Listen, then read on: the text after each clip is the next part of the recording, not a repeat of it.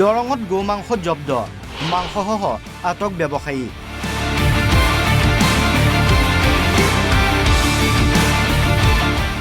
দলগাঁও থানাৰ অন্তৰ্গত বেছিমাৰীত দীৰ্ঘদিন ধৰি অব্যাহত আছিল গো মাংসৰ ব্যৱসায়।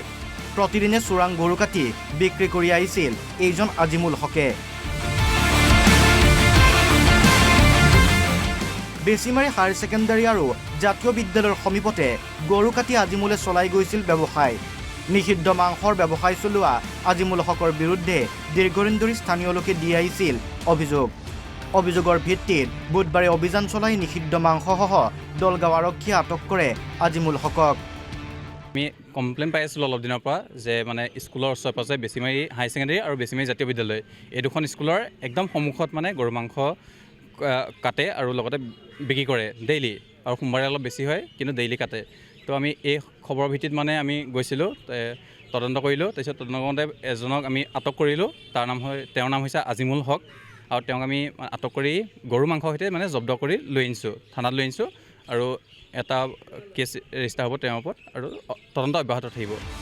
ইতিমধ্যে আজিমুল হকৰ বিৰুদ্ধে এক গোচৰ ৰুজু কৰি তদন্ত অব্যাহত ৰাখিছে দলগাঁও আৰক্ষীয়ে। দলগাঁৱৰ পৰা ৰিকি দাস, অসম লাইভ 24।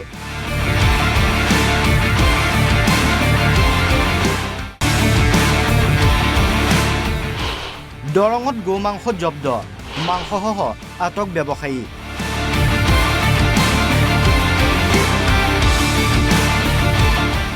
দলগাঁও থানাৰ অন্তৰ্গত বেছিমাৰীত দীৰ্ঘদিন ধৰি অব্যাহত আছিল গো মাংসৰ ব্যৱসায়। প্ৰতিদিনে চোৰাং গৰু কাটি বিক্ৰী কৰি আহিছিল এইজন আজিমুল হকে। বেছিমাৰী হায়াৰ ছেকেণ্ডাৰী আৰু জাতীয় বিদ্যালয়ৰ সমীপতে গৰু কাটি আজিমুলে চলাই গৈছিল ব্যৱসায়। নিষিদ্ধ মাংসৰ ব্যৱসায় চলোৱা আজিমুল হকৰ বিৰুদ্ধে দীৰ্ঘদিন ধৰি স্থানীয় লোকে দি আহিছিল অভিযোগ। অভিযোগৰ ভিত্তিত বুধবাৰে অভিযান চলাই নিষিদ্ধ মাংসসহ দলগাঁও আৰক্ষীয়ে আটক কৰে আজিমুল হকক। আমি কমপ্লেইন পাই আছিলোঁ অলপ দিনৰ পৰা যে মানে স্কুলৰ ওচৰে পাজৰে বেছিমাৰী হাই ছেকেণ্ডেৰী আৰু বেছিমাৰী জাতীয় বিদ্যালয় এই দুখন স্কুলৰ একদম সন্মুখত মানে গৰু মাংস কাটে আৰু লগতে বিক্ৰী কৰে ডেইলি, আৰু সোমবাৰে অলপ বেছি হয় কিন্তু ডেইলি কাটে।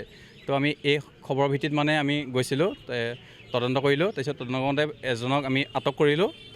তেওঁৰ নাম হৈছে আজিমুল হক, আৰু তেওঁক আমি আটক কৰি গৰু মাংসৰ সৈতে মানে জব্দ কৰি লৈ আনিছোঁ, থানাত লৈ আনিছোঁ, আৰু এটা কেছ ৰেজিষ্টাৰ হ'ব তেওঁৰ ওপৰত, আৰু তদন্ত অব্যাহত থাকিব। ইতিমধ্যে আজিমুল হকৰ বিৰুদ্ধে এক গোচৰ ৰুজু কৰি তদন্ত অব্যাহত ৰাখিছে দলগাঁও আৰক্ষীয়ে।